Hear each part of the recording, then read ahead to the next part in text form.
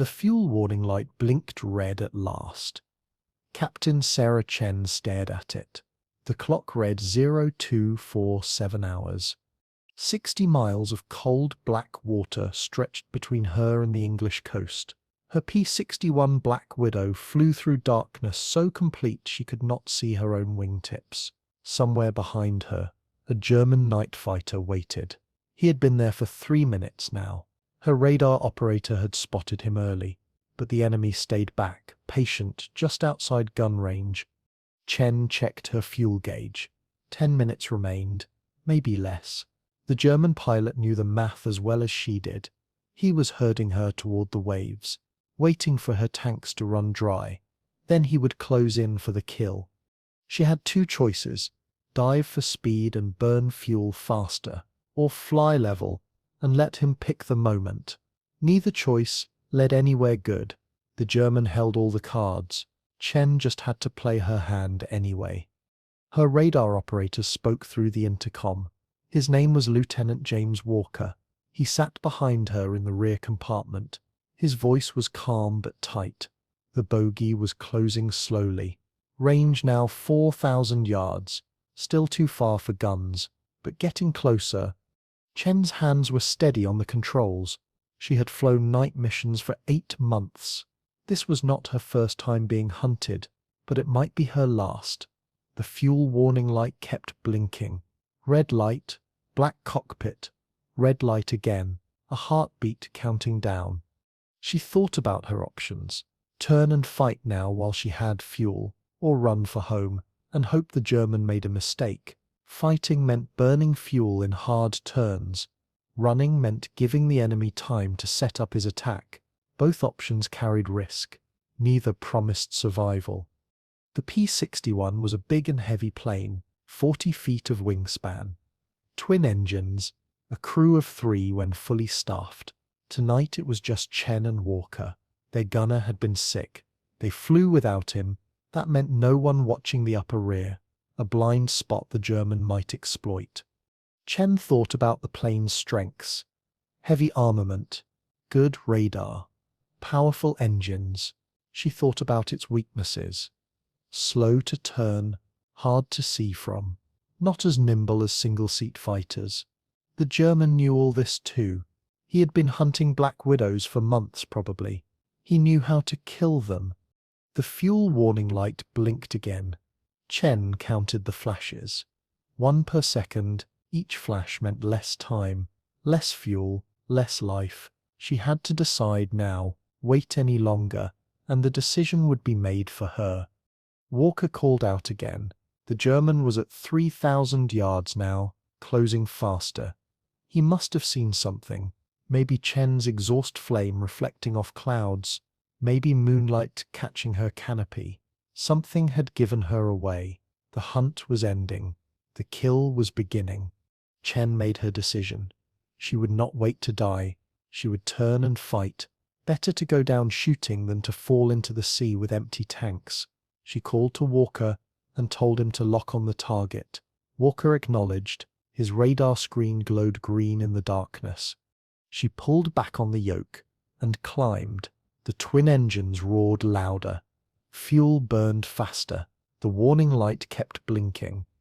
Chen ignored it. Now fuel did not matter if she was dead. She rolled the big fighter inverted and pulled through. The horizon spun. Stars became sea. Sea became stars. Walker lost the target during the maneuver. He called out, voice urgent. Chen leveled off and waited. Seconds passed. Walker found the bogey again. It had turned with her. The German pilot was good. He knew what she was doing. He was not fooled by simple tricks. Range was 2,000 yards now, still too far for accurate shooting, but close enough to try. Chen armed her guns, 4 20mm cannons in the belly. They could tear a plane apart in seconds, if she could hit the target. Hitting targets in darkness was the hard part. Walker gave her a heading. Chen turned onto it. The radar showed the German dead ahead, but she could see nothing through the windscreen, just blackness. Endless, empty blackness. She flew toward a target she could not see, trusting instruments, trusting Walker, trusting the machine. 1,000 yards. Walker's voice rose. Chen's finger found the trigger. She waited. The range closed. 800 yards. 600. She could see something now. A faint shape against the stars. The German fighter, darker than the sky around it. Chen fired. Orange flame erupted from her guns. Tracers arced into the darkness. She saw them converge on the target. Then the German rolled hard and dove. Her bullets missed. The enemy vanished into the black. Walker lost him on radar. The German had dropped below them. Chen pushed her nose down and followed. Speed built quickly. The altimeter unwound. 3,000 feet. 2,000. 1,000. The sea was close now. Too close. She pulled up hard. The G-forces pressed her into her seat. Her vision narrowed. She fought to stay conscious. The Black Widow leveled off at 500 feet. Waves rushed past below, invisible but present. Chen could feel them. The sea wanted to pull her down. Walker found the German again. He was behind them now, on their tail, closing fast. Chen had made a mistake. The dive had given the enemy position. Now the hunter had become the hunted. Again, the German opened fire. Chen saw tracers flash past her canopy, bright streaks in the darkness. She rolled left and pulled. The Black Widow responded slowly. It was a big plane, heavy and powerful but not nimble. German night fighters were smaller, faster in turns. Chen was at a disadvantage. More tracers. Closer this time. Chen heard impacts. Bullets hitting metal. She checked her instruments. Everything still worked. The damage was minor, but the German was getting better with each pass. Sooner or later he would find something vital. Her fuel gauge showed 5 minutes remaining. 5 minutes to live or die. Chen stopped thinking about home. Home was too far away. She focused on the fight. On the next second, the next turn, the next burst of gunfire. Survival lived in the details. Walker called out a vector. The German was turning wide for another pass. Chen used the moment. She climbed, trading speed for altitude. The Black Widow rose through the darkness. 1,000 feet. 1,500. 2,000. She needed height. Height gave options. Options gave hope. The German followed her up. Chen watched through her peripheral vision. She could see his exhaust flames now. Twin points of blue light in the blackness. He was close, too close. But he was also below her. That was something. Chen rolled inverted and pulled hard. The maneuver was violent and risky at low altitude, but she had no choice. She came down behind the German. For 1 second she had the advantage. Her gunsight found his shape against the water below. She fired. Her cannons roared. Tracers reached out. They hit the German fighter in the tail and fuselage. Sparks flew. Pieces broke away. The enemy plane shuddered but kept flying. Chen fired again. More hits. The German rolled away, trailing smoke. But he was not done. He turned hard and came back at her. Head on now. Both planes closing at combined speed of 600 miles per hour. Chen saw his guns flash. She fired back. Tracers crossed in the darkness. Metal struck metal on both sides. Something hit Chen's left engine. She felt it before she saw it. The plane lurched. The engine coughed and died. Fire warning light came on. Chen pulled the extinguisher handle. The fire went out, but the engine was gone. She flew on one engine now. The German climbed away. He was hurt too. Chen could see flames licking from his fuselage. Both planes were damaged. Both pilots were running out of time. The question was, who would fall first? Walker reported the German's position. He was circling wide, coming around for another pass. Chen checked her remaining engine. It ran rough but steady. Oil pressure was dropping. Temperature was rising. The engine would not last long. Neither would her fuel. 3 minutes remained. Maybe less. She could not win this fight.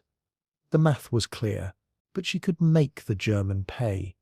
She could take him with her. That was the only victory left. Chen turned toward the enemy. One last pass. One last chance to kill or be killed. The German saw her coming. He turned to meet her. They flew at each other through the darkness. 2 wounded planes, 2 desperate pilots, converging over black water in the middle of the night. No witnesses, no help, just skill and luck and the will to survive. Chen aimed for his cockpit. She fired at maximum range. Her tracers reached out like orange fingers. The German fired back. His bullets came straight at her. Time slowed. Chen watched death approach. Then the German's plane exploded. One of her shells must have hit his fuel tank. The fireball lit up the night, orange and yellow against the black. Chen flew through the debris field. Metal fragments bounced off her canopy. Then she was past, flying alone, the fire falling away behind her.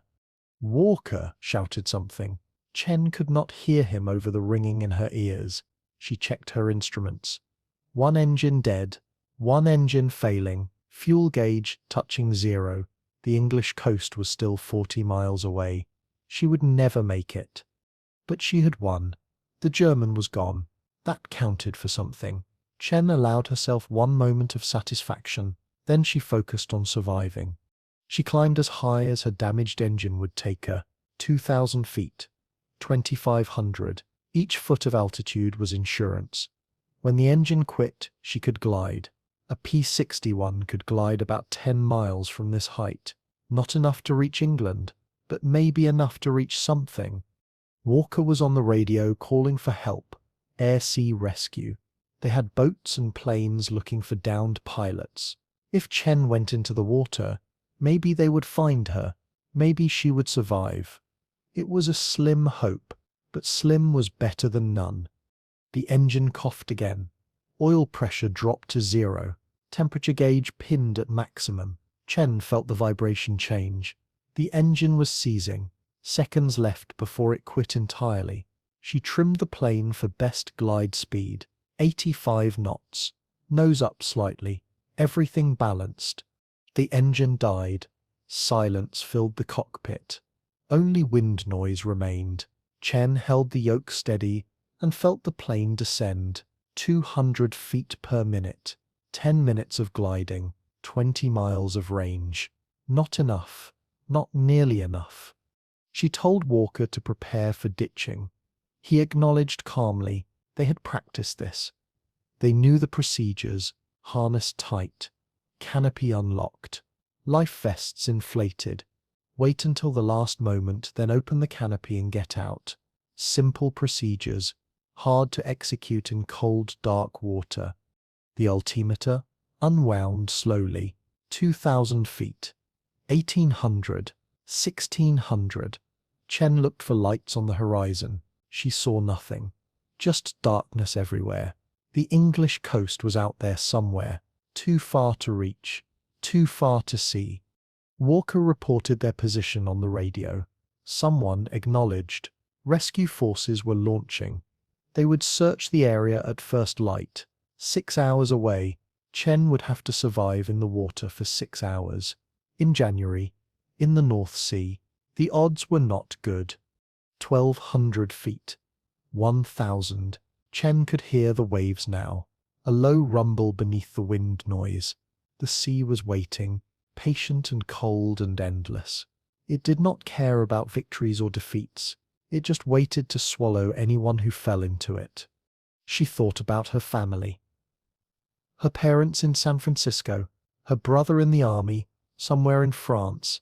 She thought about letters she had not written, words she had not said, time she had wasted. The fuel gauge was not the only thing running on empty. Her whole life felt unfinished. 800 feet. 600. Chen could see the waves now. White foam in the darkness. The sea was rough tonight. Swells rose and fell. Landing in swells was dangerous. The plane could flip. The crew could be trapped. But she had no choice. Down was the only direction left. She lined up into the wind. Walker called out altimeter readings. 400 feet, 300, 200. Chen held the nose up, bleeding off speed. The plane settled toward the water. She could see individual waves now, rising and falling like breathing. 100 feet.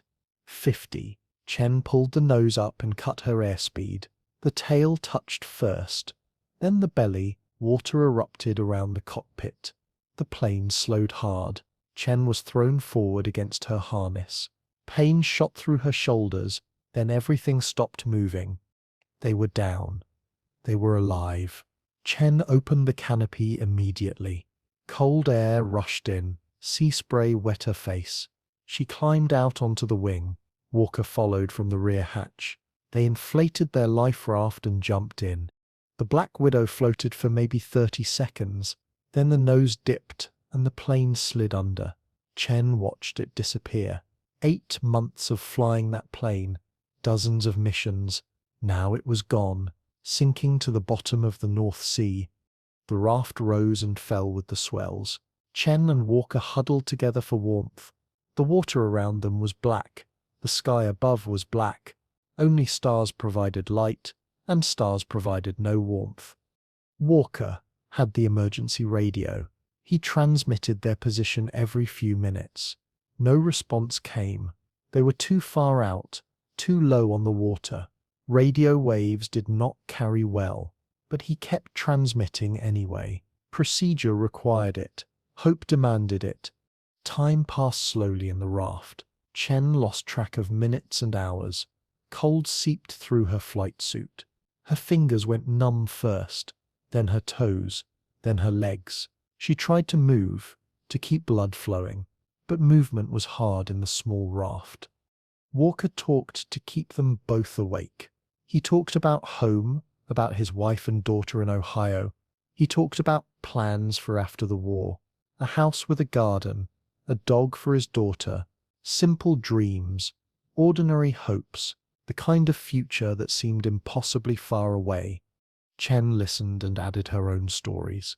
Her parents' restaurant in San Francisco, the smell of cooking, the sound of Chinese conversation.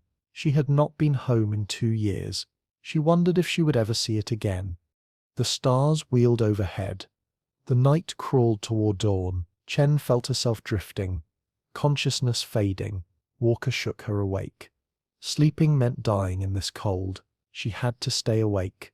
She had to keep fighting. The German had not killed her. The sea would not either. A light appeared on the horizon. Chen saw it first. She pointed. Walker looked. The light was moving, sweeping across the water. A searchlight. A rescue boat. Someone was looking for them. Walker grabbed the radio and transmitted again. This time a voice answered. The boat had heard them. It was coming. Chen felt tears freeze on her cheeks. Relief and cold combined. They were going to live. Against all odds, they were going to live. The rescue boat reached them 20 minutes later. Strong hands pulled Chen from the raft. Blankets wrapped around her. Hot coffee burned her lips. She could not feel her fingers well enough to hold the cup. Someone held it for her. The boat was small, maybe 40 feet. A crew of 6. They had been searching for 3 hours before finding Chen's signal. The captain said they almost gave up. Another 10 minutes, and they would have turned back. The cold would have killed Chen and Walker before dawn. Timing had saved them. Luck and timing, and the radio that barely worked. Below decks, a medic examined Chen. He checked her pulse, her breathing, her skin temperature, hypothermia, he said. Moderate, but not severe. She needed warmth and rest. No frostbite yet. The flight suit had protected her better than expected. Walker was in similar condition. They would both recover fully. Physically at least. Chen lay on a bunk and listened to the engine rumble. The boat was heading west, toward England. Home, safety. But she did not feel safe. She felt empty. The adrenaline had drained away. The fear had burned out. What remained was exhaustion. and the strange feeling of being alive when she should be dead. She thought about the German pilot. He was dead now. His plane was at the bottom of the sea. His body too, probably. Did he have a family? A wife waiting for news? Children who would never see him again?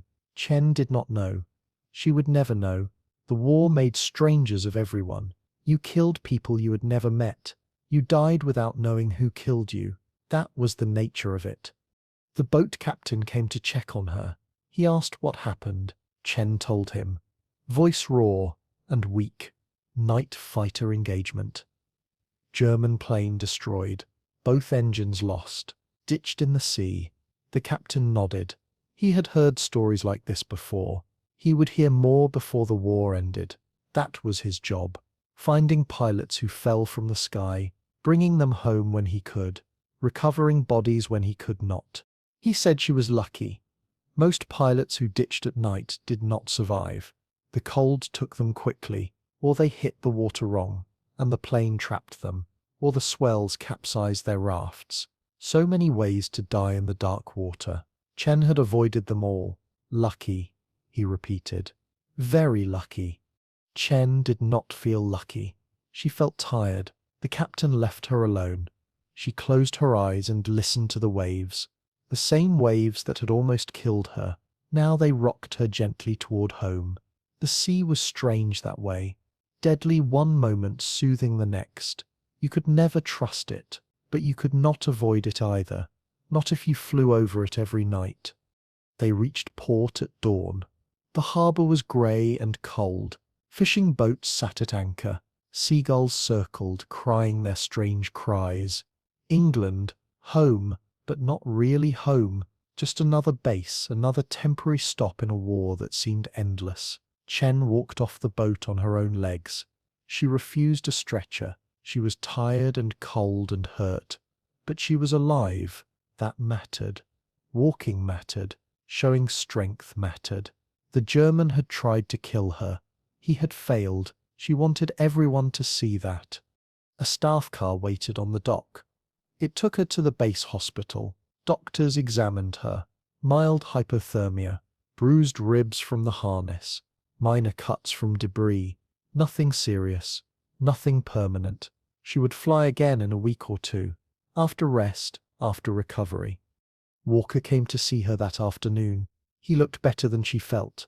Younger pilots always bounced back faster. He thanked her for saving his life.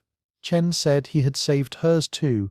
His radar work had kept them alive long enough to fight back. They had survived together. The squadron commander visited next. He brought news and questions. The news was good. Intelligence confirmed the German kill. Chen's victory was official. One more enemy night fighter that would never hunt again. The questions were routine. Mission details for the after-action report. Chen answered them all. That night, alone in the hospital bed, Chen stared at the ceiling. She could still see the fuel warning light blinking, still feel the cold water pulling at her, still hear the Germans' guns firing in the darkness. The mission was over. The memories remained. She thought about choices. The decision to turn and fight instead of running. The decision to attack even with empty tanks. Those choices had saved her life. Or maybe luck had saved her life. And the choices were just stories she told herself. Chen could not separate skill from chance. No pilot could. The air was too chaotic, too random, too full of variables no one controlled. But one thing was certain. She had faced death and survived. She had killed an enemy who wanted to kill her. She had fallen into the sea and climbed out again. Those facts were solid. Those facts meant something. Chen held on to them as sleep finally came. She returned to duty 12 days later. The squadron had continued operations without her. 2 more pilots had been lost. 1 to enemy action, 1 to mechanical failure. The war did not pause for casualties. It just kept grinding forward, consuming men and machines and time. The briefing room felt different now. Familiar faces were gone. New pilots sat in unfamiliar seats. The rotation never stopped. Pilots came and went. Some finished their tours, some transferred out, some died. Chen was one of the constants. She had been here longer than most. That made her valuable. It also made her tired. The operations officer welcomed her back. He assigned her an easy mission for her first night. Patrol Sector 7, low threat area. Just circles in the darkness, watching radar, waiting for contacts that probably would not come. A way to ease back into flying. Chen appreciated the gesture even if she did not need it. Chen flew her first mission back on a clear night with no moon. Perfect conditions for night fighting. Dark enough to hide, bright enough to navigate by stars. She took off at 2200 hours and climbed to patrol altitude. The engines sounded different somehow. Louder or maybe just more present. She noticed things she used to ignore, the vibration in the yoke, the smell of hydraulic fluid, the green glow of instruments in the dark cockpit. Every sensation felt sharper after almost dying. Walker sat behind her, watching his radar screen. They had not talked much since the rescue. Words felt inadequate. What could you say to someone who had almost died beside you? Thank you for not panicking. Thank you for keeping the radio working. The silence was easier. They understood each other without words. The patrol sector was quiet. Chen flew lazy circles and watched the stars wheel overhead. No contacts appeared on radar. No German aircraft threatened the shipping lanes tonight. Just emptiness and cold and the steady drone of engines. Peaceful almost. If you ignored what the peace was for. If you forgot that tomorrow might bring fire and death. They flew for 2 hours without contact. The Germans were quiet tonight. Maybe they knew about Chen's victory. Maybe they were hunting somewhere else. Or maybe this was just a quiet night in a war full of busy nights. Chen did not question it. She flew her patrol and watched the darkness and waited for something to happen. Then Walker reported a contact. Single aircraft, heading east. Low altitude, probably a German bomber returning from a raid on England. Chen felt her heart rate increase. The hunt was starting. She turned to intercept. The familiar routine began again. She found the target 30 minutes later. A Heinkel bomber, twin engines, flying slow and heavy. Its bomb bay was empty. Its mission was done. The crew just wanted to go home. Chen was going to stop them. She approached from below and behind. Classic night fighter tactics. The bomber crew could not see her. She could see their exhaust flames clearly, twin points of light in the darkness. Easy target. Almost too easy. Chen closed to 500 yards and fired. Her cannons roared. Tracers reached out. The Heinkel shuddered as shells struck home. Fire erupted from the right engine. The bomber rolled and dove. Chen followed, firing again. More hits. The fire spread to the wing. The bomber fell toward the sea. Chen watched it go. No parachutes emerged. The crew went down with their plane. 7 men, probably. 7 lives ended in seconds. Chen felt nothing. She had learned not to feel during combat. Feeling came later, if at all. Walker confirmed the kill on radar. The target had disappeared. Chen climbed back to patrol altitude and continued her mission. 2 more hours of flying. No more contacts. She landed at 0400 hours, taxied to a revetment and shut down the engines. The ground crew chief met her at the plane. He asked about the mission. Chen said 1 kill confirmed. The chief nodded and made a note. He would paint another symbol on the fuselage. Another victory. Another dead enemy. The symbols accumulated over time. Chen had 12 now.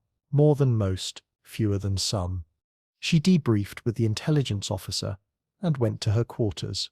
Sleep came easily this time. No dreams. No memories. Just darkness and rest. Her body knew what it needed. Her mind followed. Days passed. Missions accumulated. Chen flew 3 or 4 times per week. Some nights brought combat. Most nights brought nothing. The waiting was harder than the fighting. Hours of patrol, watching instruments, listening to radar, hoping for contact and dreading it at the same time. February arrived with snow and fog. Flying became dangerous for new reasons. Ice formed on wings. Visibility dropped to zero.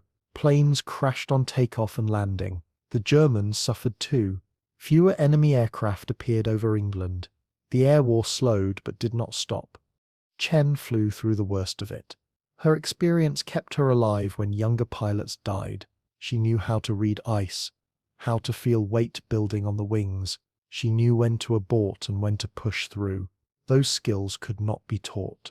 They had to be learned through survival. One night in late February, Chen faced her hardest mission since the North Sea.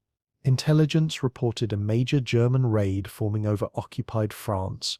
Hundreds of bombers heading for London.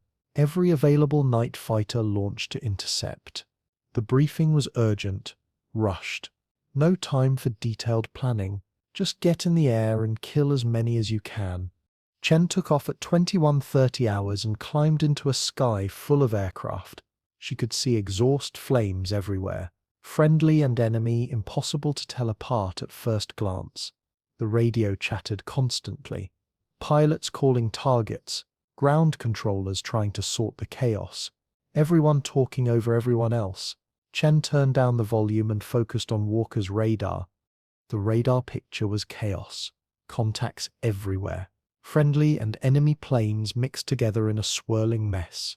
Walker struggled to sort targets. Blips merged and separated, and merged again. He called out probable hostiles, but his voice held uncertainty. In this mess, anyone could be anything. Chen flew on vectors from ground control. The controller's voice was stressed, speaking too fast, making small mistakes. Too many threats. Too few defenders. The mathematics favored the Germans tonight. They had numbers, they had surprise. All the British had was determination, and the darkness. Chen found her first target at 22:15 hours. A Junkers bomber, big and slow, flying straight for London. Its silhouette was unmistakable against the stars. Twin engines, twin tails, fat fuselage full of bombs. The crew probably did not know she was there. Night bombers flew blind, trusting their gunners to spot threats. Gunners who were staring into darkness, seeing nothing. She attacked from below. The angle kept her out of the bomber's gun arcs. Her cannons flashed. Tracers punched through the bomber's belly. Something vital must have ruptured. Fire erupted inside the fuselage.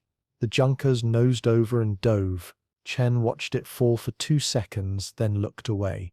More targets waited. No time for satisfaction. She found a second bomber 5 minutes later. This one was harder. A Heinkel at higher latitude, weaving slightly, crew alert and nervous. Chen approached carefully. Walker talked her in, range and bearing. Range and bearing. She closed to 500 yards. Then the Heinkel's rear gunner opened fire. He must have caught a glimpse of something. His tracers arced wildly, searching the darkness. Chen jinked, left. The tracers followed. The gunner was good, correcting his aim quickly. Chen rolled hard and dove away. The tracers lost her. She circled back for another approach. This time she came from the side. The Heinkel's guns could not traverse that far. Chen lined up and fired. Her shells hit the wing root. Fuel sprayed. Fire followed. The Heinkel rolled inverted and fell. Chen did not watch this one either. Too much happening. Too many targets. No time for anything except the hunt. Then Walker shouted a warning. Contact closing fast from behind. Chen reacted instantly. Hard roll left, pull into a climb. But she was too slow. This one had escort. A German night fighter appeared from nowhere. Guns blazing. Tracers filled her vision. Bright lines in the darkness. Chen rolled hard. The tracers missed by inches. She felt the plane shudder. Hit somewhere aft. She dove away, the escort following. Now she was the hunted again. The role reversal happened so fast in night fighting. Predator became prey in seconds. The darkness hid everyone equally. The German pilot was good. He stayed on her tail through 3 hard turns. Chen could not shake him. Her fuel gauge showed plenty for once. But fuel did not matter if she took a cannon shell in the cockpit. She needed to lose this fighter now. She remembered the North Sea, the dive that had given the German position behind her. This time she would try something different. She climbed instead of diving. The Black Widow rose into the darkness. The German followed. Chen kept climbing. 3,000 feet, 4,000, 5,000. The German's engine was not as powerful at altitude. He fell behind slightly. Chen used the gap. She rolled inverted and pulled through into a diving turn. The horizon spun. She came out heading the opposite direction.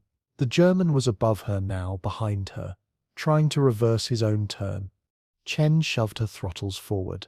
The twin engines roared. She dove for speed, building velocity, putting distance between herself and the enemy. By the time the German completed his turn, she was 2 miles away. He searched the darkness but could not find her. Chen had disappeared into the black. She circled back toward the bomber stream. More targets waited, but her guns were nearly empty. 1 burst remaining, maybe 2. She needed to make them count. A Heinkel appeared in her gun sight. Fat and slow, bomb bay empty. Heading home, Chen closed to 300 yards, point-blank range for night fighting.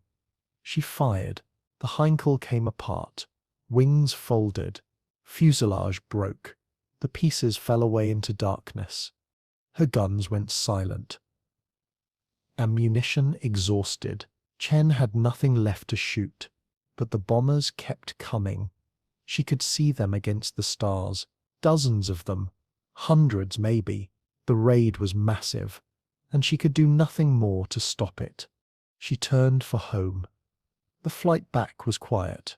Walker said nothing. Chen watched the fuel gauge and thought about the bombers reaching London. People would die tonight. Buildings would burn, and she had stopped only 3 out of hundreds. The math was cruel. She landed at 0100 hours. Ground crew swarmed her plane. They counted holes in the fuselage. 17. One had come within inches of the cockpit.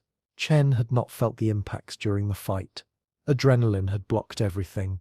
Now on the ground she noticed her hands shaking. The debriefing took an hour. 3 kills confirmed. The intelligence officer seemed pleased. Chen felt empty. 3 out of hundreds. What did that matter?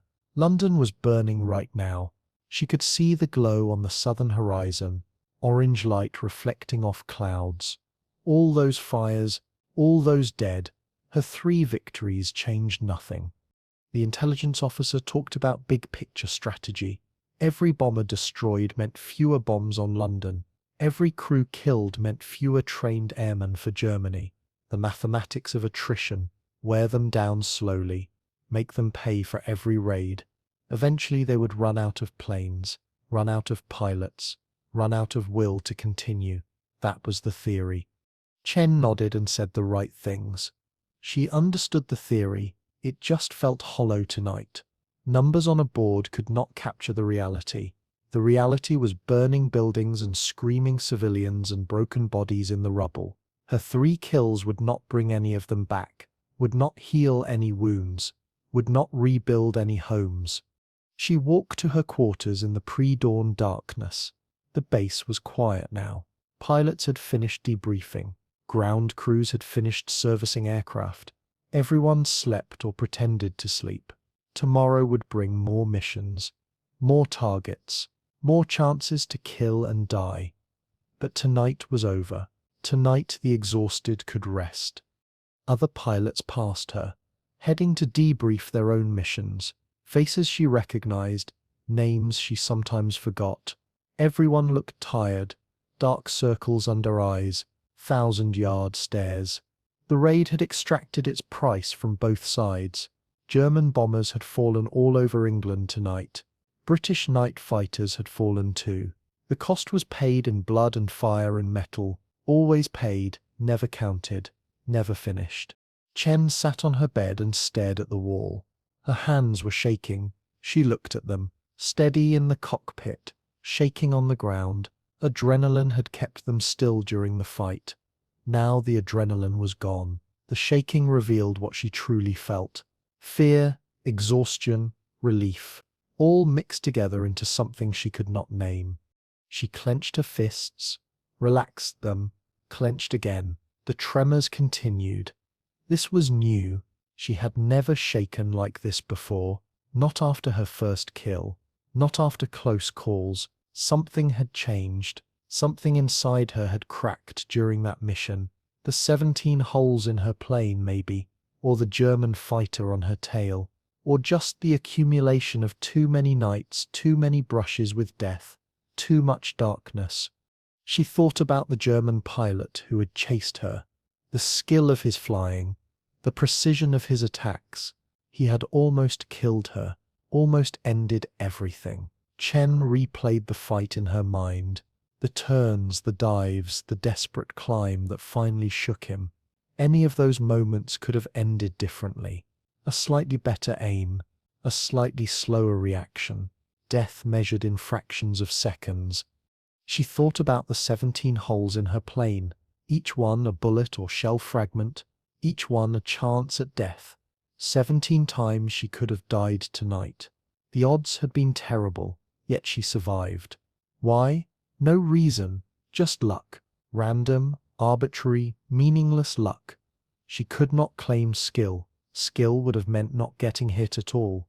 What she had was survival, nothing more. Survival without explanation. How long could luck hold? How many more nights could she fly before the math caught up? Chen had no answer. No one had answers to questions like that. You flew until you could not fly anymore. Then you stopped, one way or another, dead or retired, broken or whole. The war did not care which. It just kept demanding more missions, more pilots, more sacrifice. Sleep would not come. Chen gave up trying. She went to the mess hall and found coffee. Other pilots sat at scattered tables, drinking, talking quietly, not talking at all. The mood was heavy. Everyone knew the raid had been bad. Everyone wondered what tomorrow would bring. A young pilot sat down across from Chen. He was new, maybe 3 missions total. He asked her how she stayed calm, how she kept flying night after night. Chen looked at him and did not know what to say. She told him the truth. She was not calm. She was terrified every single mission.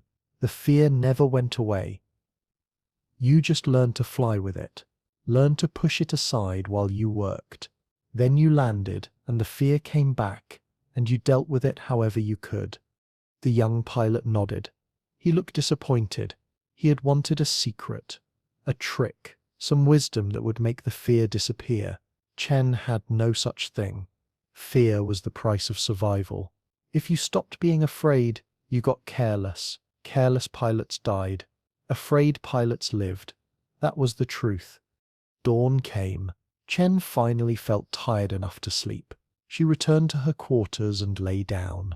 The shaking had stopped sometime in the last hour. Her hands were steady again.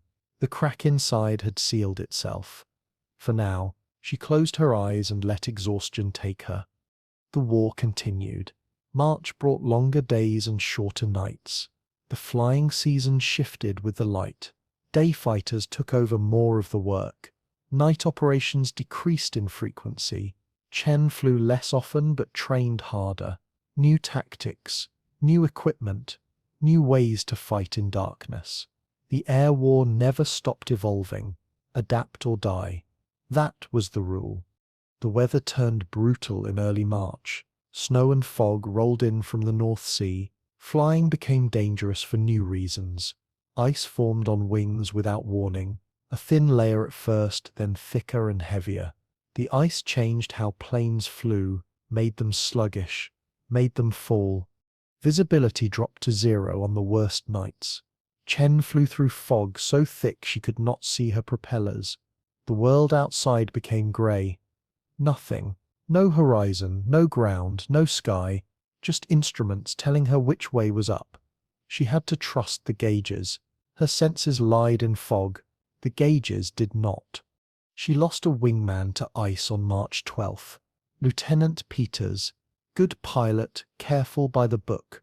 But the ice formed faster than expected. By the time he recognized the danger, his wings were too heavy. Chen heard his last radio call, calm, almost peaceful. He said the ice was too much. He said goodbye, then silence. The sea took him. The squadron held a memorial the next day. Brief ceremony, few words. They did not have time for elaborate grief. Too many pilots had died already. The words became routine. We remember, we honor, we carry on. Same words every time. The meaning faded with repetition. Chen flew through the worst weather anyway. Her experience kept her alive when younger pilots died. She knew how to read ice. The subtle change in engine sound. The sluggish controls. The frost patterns on the canopy. She knew when to abort and when to push through. Skills learned through survival. The Germans suffered too. Fewer enemy aircraft appeared over England. Both sides waited for better weather, licking wounds, replacing losses, preparing for spring. She thought about the future sometimes. What would she do when the war ended? Return to San Francisco? Open a restaurant like her parents? The domestic life seemed foreign now. She had spent so long in cockpits and briefing rooms, so long hunting and being hunted. Could she go back to normal life? Did normal life even exist anymore? Walker asked her the same questions one night. They were waiting for a mission that kept getting delayed. Weather over the target. Too much fog for flying. They sat in the ready room and talked to pass time. Other pilots played cards nearby. Some slept in chairs. The waiting was part of the job, sometimes harder than the flying. Chen said she did not know what came next. She only knew what came now. This mission, this night, this plane, everything beyond that was fog. Thicker fog than any weather system. Walker understood. He felt the same way. The war had contracted their horizons. Only the immediate mattered. The future was too uncertain to plan. Planning felt like tempting fate. Better to focus on surviving today. The mission finally launched at 0300 hours. Routine patrol over the North Sea. Sector 8. Known shipping lanes. German submarines operated there sometimes. Chen's job was to watch for enemy aircraft shadowing the convoys, protecting ships she would never see. No contacts appeared that night. Chen flew for 4 hours. She saw nothing but stars and sea, and an occasional friendly plane. The darkness was empty. Peaceful, almost like the war had already ended. She landed at dawn and went to sleep. Another night survived. Another mission complete. The count continued. 93 missions now. 7 more until tour completion. If she lived that long. April arrived. The war in Europe was ending. Everyone could feel it. German resistance collapsed on the ground. Cities fell daily. The Luftwaffe flew fewer missions. Fuel shortages grounded most of their aircraft. Some nights, Chen patrolled for hours without seeing a single enemy aircraft. The darkness was emptying out. Victory approached with the spring. But victory was not safety. German pilots flew desperately now. They knew the end was coming. Some fought harder than ever, determined to take enemies with them. Last stands. Final gestures. The honor of dying in combat rather than surrendering. Others made mistakes from exhaustion and despair. Sloppy flying. Poor judgment. Easy kills. Chen could not predict which type she would face on any given night. The desperate warrior or the broken man. Both were dangerous in different ways. One would fight to the death. The other might do something unpredictable. Panic made people strange. Despair made them stranger. So she flew every mission as if her life depended on perfect execution, because it did. Even in the final days, even with victory so close, she could taste it. The squadron briefings changed in April. Less tactical detail, more administrative matters. Pilots discussed transfers, deployment to the Pacific.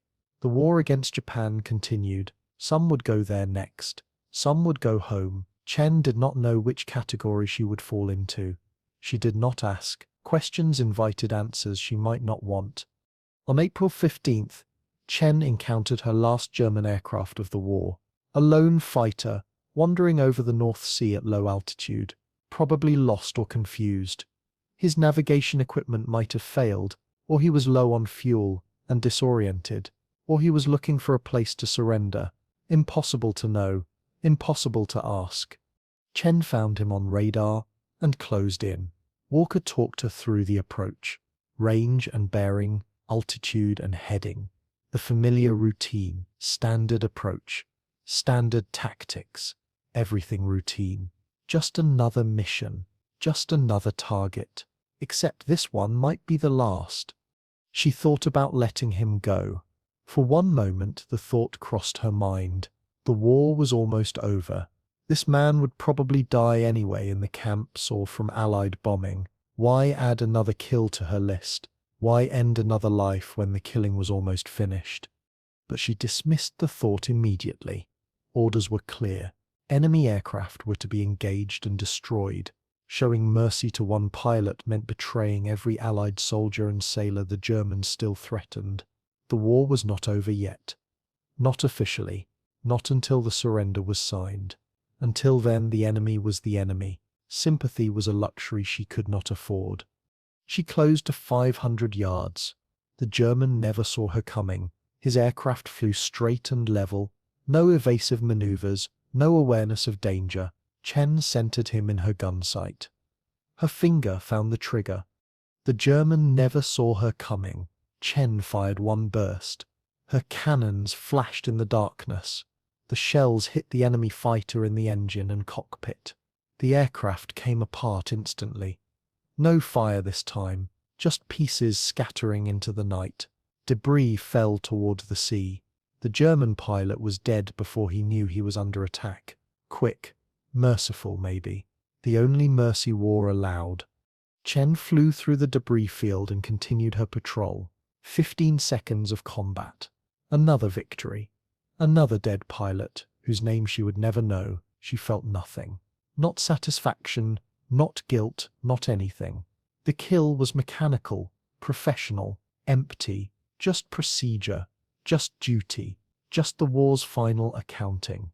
She wondered if that emptiness was a problem, or maybe it was the only way to survive. Maybe feeling too much got pilots killed. Emotion clouded judgment. Hesitation created openings. The best pilots, the survivors, learned to disconnect, to become machines during combat. Feeling was for afterward, for the ground, for the quiet moments when no one was watching. Or maybe numbness was a gift. Protection against the weight of killing. Chen did not know. She only knew that she felt nothing, and that the feeling of nothing had become familiar, comfortable, almost, a shell she climbed into before each mission, a shell that kept the world at a distance. She thought about the German pilot. Who was he? Did he have family? What were his hopes, his fears, his dreams? Chen would never know. The war reduced enemies to shapes on radar screens, targets to destroy, statistics to report. The humanity got lost somewhere in the darkness. 3 weeks later, Germany surrendered. The war in Europe ended. May 8th, 1945. VE Day. Chen heard the news in the ready room. Someone ran in shouting. Germany had quit. The fighting was over. No more missions, no more dying. The darkness was empty forever. Pilots cheered. Someone produced a bottle of whiskey from a hidden stash. Glasses appeared. Toasts were made to victory, to survival, to friends who did not live to see this day. The bottle passed from hand to hand. Everyone drank. Everyone smiled. Everyone pretended the joy was uncomplicated. Chen took a drink and smiled and said the right things. Raised her glass when others raised theirs. Laughed at jokes that were not funny, but inside, she felt the same emptiness that had followed her for months. Victory was just another fact. Like weather, like fuel consumption, like the number of holes in an aircraft after combat. Facts did not create feelings. They just existed. She thought about the pilots who died. Peters lost to ice in March. Reynolds shot down over Belgium. Thompson crashed on takeoff with a faulty engine. Dozens more whose names she was starting to forget. They did not get to drink whiskey tonight. They did not get to celebrate. They were dead. Cold and dead and rotting somewhere in Europe or under the waves. Victory meant nothing to them. The party continued late into the night. Chen slipped away after midnight. She walked to the flight line alone. Her Black Widow sat in its revetment. Silent now. No mission tonight.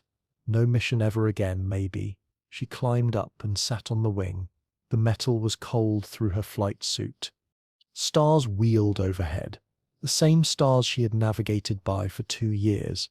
The same darkness she had hunted in. It looked different now. Empty.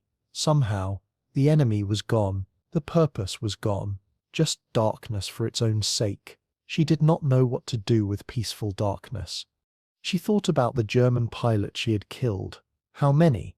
14 confirmed. Maybe more unconfirmed. 14 men who had families somewhere. Wives, children, parents, people who would never see them again. Chen had ended their lives in the darkness. She had not known them, had not hated them, just killed them because the war required it. She wondered if any of them thought about her. As their planes fell, did they curse the pilot who shot them down, or did they not have time to think? Death came quickly in aerial combat. A second of fire, then nothing. Maybe that was merciful. Better than dying slowly. Better than knowing what was happening. The night grew cold. Chen climbed down from the wing and walked back to her quarters. The party noises had faded. Most pilots were asleep or passed out. She lay on her bed and stared at the ceiling. The war was over. She was alive. That was supposed to mean something. It did not feel like it meant anything. Chen was alive, and many others were not. The reasons for that disparity were arbitrary and unfair. She flew 2 more missions after the surrender, patrol flights to ensure peace. Both missions were quiet. Empty sky. Empty sea. No threats. No contacts. Just hours of flying through darkness that no longer held danger. She landed from her final combat flight and shut down the engines. 100 missions complete. She had survived them all. Ground crew removed the guns from her Black Widow the next day. The plane would be repurposed or scrapped. Chen watched them work and felt strange sadness. This machine had saved her life. It had carried her through the darkest nights of the war. Now it was just metal, no longer needed, no longer special. The killing tool was retiring, just like her. Walker found her on the flight line. He was being sent home next week. His war was over. He thanked Chen again for everything, for keeping him alive, for being a good pilot, for showing him how to survive. Chen accepted his thanks and wished him well. She hoped his daughter would love the dog he planned to buy. The next months passed in a blur, paperwork and debriefings, and waiting for orders. Chen learned she would not be sent to the Pacific. The war there ended too, in August. With 2 terrible flashes, she heard about the atomic bombs and felt relief and horror in equal measure. The war was truly finished now, all of it, everywhere. She shipped home in September, a troop ship crossing the Atlantic. Days of boredom and seasickness and thinking too much. Chen stood at the rail and watched the water, the same ocean she had nearly died in. It looked peaceful now, almost friendly, but she knew its true nature, cold and patient and hungry. The sea never changed, only people changed. San Francisco appeared through morning fog. Chen stood at the rail and watched the city emerge. The Golden Gate Bridge first, red towers rising from the white mist, then the hills, then the harbor. Alcatraz Island sat in the bay, grim and grey. Home. It looked exactly as she remembered, and completely different. Or maybe she was the one who was different. The city had not changed. She had. The ship docked at noon. Crowds waited on the pier. Families searching for familiar faces. Wives looking for husbands. Parents looking for children. Everyone scanning the lines of soldiers and sailors and airmen filing down the gangplank. Chen walked slowly. She had no one waiting at the pier. Her parents were coming later, meeting her at the restaurant. She stopped on the dock and looked around. San Francisco smelled different from England. Salt air and fish, and something sweeter. Flowers, maybe, or just the absence of military smells. No aviation fuel, no cordite, no burned oil. The air was clean and soft and foreign. A taxi took her through the city. She watched the streets pass outside the window, cable cars climbing hills, people walking on sidewalks, shops open, windows full of goods. No rationing signs here, no bomb damage, no blackout curtains. The war had touched this city lightly, just names on lists, just telegrams arriving with bad news. The violence happened far away, across an ocean, invisible. Her parents met her at the dock. They looked older, grey hair, more wrinkles, slower movements. 2 years apart had aged them. Or maybe Chen was just seeing them clearly for the first time. She had been gone so long, fighting so hard, looking at death every night. Now she looked at her parents and saw mortality. They would die someday. Everyone died. The war had taught her that truth with terrible clarity. She hugged them and smelled familiar scents, cooking spices and soap. The smell of home, the smell of holdhood. Tears came. She let them fall. Her mother cried too. Her father held them both and said nothing. Words were inadequate. Only touch mattered. They drove to the restaurant. Chen sat in the back seat and watched the city pass. Chinatown approached, familiar streets and signs. The restaurant sat on the corner of Grant and Pacific, same location for 20 years. Chen had grown up in the apartment upstairs. Every corner held memories, childhood memories that felt like someone else's life. Her parents had kept the restaurant running through the war. Rationing made things hard, but the neighborhood supported them. Loyal customers, old friends, people who had known Chen since she was a baby. They welcomed her back with food. And congratulations, the prodigal daughter returned, the pilot who had fought in the darkness. Chen walked through the dining room and remembered everything. The table where she did homework, the counter where she washed dishes, the kitchen where her mother taught her to cook. All still here, all exactly the same. But Chen was not the same. She did not fit anymore. The restaurant was too small now, the memories too distant. She had become someone else over there, someone who did not belong here. She tried to return to her old life anyway, worked in the restaurant, reconnected with old friends, dated a man her parents approved of. His name was David. He worked at a bank. Nice man, steady job, good family, everything a Chinese-American woman was supposed to want in 1945. But the nights were hard. She lay awake and heard engines, saw warning lights blinking, felt cold water rising around her legs, dreamed of German fighters diving from above, woke up sweating, heart pounding, hands reaching for controls that were not there. The war followed her home. It lived inside her now. No amount of distance could remove it. 6 months after returning, Chen made a decision. She could not be a restaurant owner. She could not be an ordinary woman living an ordinary life. She could not marry David and have children and pretend the war had never happened. The darkness had changed her too much.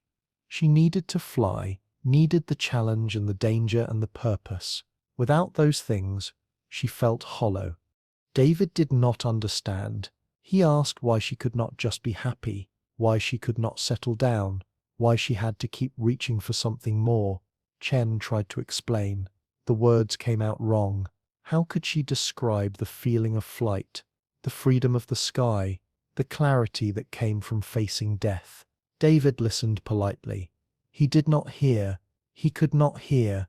He had never been to war. He did not know what it did to people. She broke off the relationship on a rainy Tuesday. David took it well. He had seen it coming. She was already gone, he said. Had been gone since she came home. He wished her luck. He hoped she found whatever she was looking for. Chen thanked him and walked away. She felt relief, and sadness, and the familiar emptiness that had become her companion. She applied to test pilot programs. Her combat record opened doors that were usually closed to women. 14 confirmed kills, more than most male pilots achieved. The numbers spoke louder than prejudice. Her skills impressed evaluators. Her determination impressed them more. The testing process took 3 months. Written exams, physical evaluations, flight demonstrations. Chen competed against men who did not want her there. Some were hostile. Others were dismissive. A few were quietly supportive. She ignored them all. Let the flying speak. The aircraft did not care about her gender. It only cared about skill. She passed every test. Top scores in navigation, top scores in emergency procedures, near top scores in aerobatics. Only one man beat her there, and barely. The selection board reviewed her results. They debated for 2 days. Then they accepted her. First woman in the experimental flight division. History did not notice. History rarely noticed women. 6 months later, she was flying experimental aircraft over the California desert. Edwards Air Force Base, flat sand and mountains and endless sky.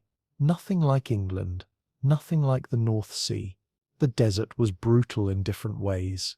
Heat instead of cold, visibility instead of darkness. But the flying was the same. Push the aircraft, find its limits, learn its secrets. Her first assignment was a new jet fighter, sleek and fast and dangerous. Jets were the future. Propellers were the past. Chen had to learn everything again. Different engines, different instruments, different physics. The jet wanted to kill pilots in new ways. Her job was to find those ways before production aircraft did. She flew 6 days a week, sometimes twice a day. Each flight pushed something further. Higher altitude, faster speed, tighter turn. The engineers watched from the ground. They took notes. They adjusted designs.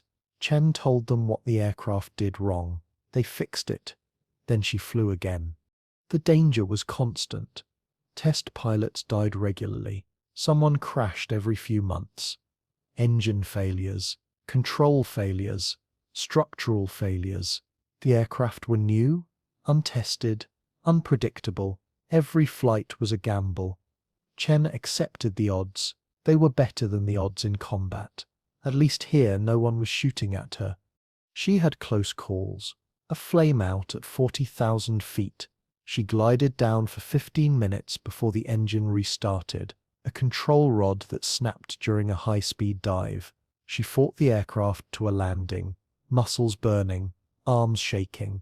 A landing gear that refused to extend. She bellied in on the lake bed, sliding a quarter mile before stopping. Each time she walked away. Each time she flew again the next day. The other pilots respected her eventually. Not because she was a woman who could fly, because she was a pilot who could fly. The distinction mattered. She earned respect through competence, through courage, through the willingness to do what others would not. Gender became irrelevant. Only results mattered. She set records, broke barriers, became famous in aviation circles. Newspapers wrote stories. Magazines put her on covers. People called her a pioneer, a hero, a trailblazer. Chen accepted the attention but never believed it. She was just a pilot who had learned to fly in darkness. The skills that kept her alive in combat transferred to peacetime. That was all. The years accumulated. Chen flew dozens of aircraft types, fighters, bombers, transports. Experimental craft no one had names for yet. Each one taught her something. Each one became part of her experience. She catalogued their behaviors the way other people catalogued memories. This one liked to roll right. That one had a tricky stall. The other one would kill you if you got complacent. Knowledge that kept her alive. She thought about the war sometimes, less often as years passed. The fuel warning light faded from her dreams. The cold of the North Sea became distant memory. Walker retired and moved back to Ohio. Chen visited him once. They talked about the old days, the missions, the close calls. the friends who did not make it. Then they said goodbye. Both knew they would probably not meet again. That was how it worked. War created bonds that peacetime could not sustain. She had survived. Against odds, against logic, against the mathematics of fuel and distance and time, survival was not guaranteed. It was not earned. It was given randomly to some and not to others. Chen knew pilots who were better than her who had died. She knew pilots who were worse who had lived. The selection was arbitrary. The outcome was luck. But luck had to be used. Survival meant nothing if you wasted it. Chen had not wasted hers. She had flown higher, faster, farther than anyone thought possible. She had proven that a woman could do what men said only men could do. She had tested aircraft that became the backbone of American air power. She had trained pilots who would fight in Korea and Vietnam. Her influence spread through generations. The test pilot years were good ones. Hard, dangerous, but good. Chen found purpose again. Found meaning in the work. Each flight was a problem to solve. Each aircraft was a puzzle to understand. The danger kept her sharp. The challenge kept her engaged. She needed that edge. Peace made her restless. Peacetime flying, the kind civilians did, held no appeal. Only the experimental, the unknown, the risky satisfied something inside her. She married eventually. Another pilot. Someone who understood. They had good years together. No children. Chen had decided early that motherhood was not for her. Too much risk. Too much vulnerability. The war had taught her what loss felt like. She did not want to multiply the things she could lose. Her husband died in a crash in 1962. Engine failure during a test flight. Chen watched from the control tower. She saw the aircraft spiral down, saw it hit the desert floor, saw the fireball that meant no chance of survival. She stood at the window and did not cry. She had learned not to cry. Crying changed nothing. The dead stayed dead regardless of tears. She flew her final test flight in 1970. Her body was failing. Too many high-G maneuvers over the years. Her vision was not as sharp. Her reactions not as quick. The younger pilots were faster, stronger, better suited to the demands. Chen knew when to quit. She did not want to be the pilot who stayed too long, who crashed because pride outlasted skill. That was enough. It had to be enough, because the alternative was dwelling on what was lost. The friends who died, the enemies she killed, the nights she spent terrified and cold and alone, the husband who went down in flames while she watched. Those memories served no purpose. They only pulled you down. Chen had learned to let them go, to focus on the future, on the next challenge, on the next generation. Dwelling on the past was a luxury she could not afford. The fuel warning light never stopped blinking entirely. It lived somewhere deep in her mind, but Chen had learned to fly with it, to use the urgency it created, to treat every moment as precious, because fuel was always running low, time was always running out, life was always counting down towards zero. She taught others to fly after she could no longer fly herself. She wrote about flying, technical manuals, training documents, a memoir that sold poorly but said what needed saying. She watched younger pilots break her records and felt proud. The next generation carried her legacy forward. That was how it should be. Each generation pushed further than the last. Chen was a step on a staircase. The stairs kept climbing after she stopped. In her last decade, she lived quietly in a small house near Edwards. The desert stretched to the horizon. Aircraft flew overhead daily. Sonic booms rattled her windows. She would look up when they passed, tracking them by instinct. Old habits never fully died. The sky still called to her, even when she could no longer answer. Visitors came sometimes, journalists writing retrospectives, historians researching the war, young pilots seeking wisdom. Chen talked to all of them. She told her stories plainly.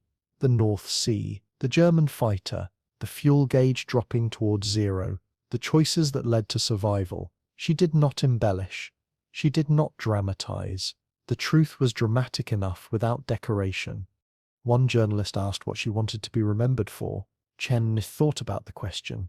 What did she want? Not fame. Fame was an accident. Not her kills. Killing was just war's requirement. Not her records. Records always fell eventually. What then? She said she wanted to be remembered as someone who did not quit, who faced the impossible and kept flying anyway, who made choices when there were no good choices. That was all anyone could do, she said.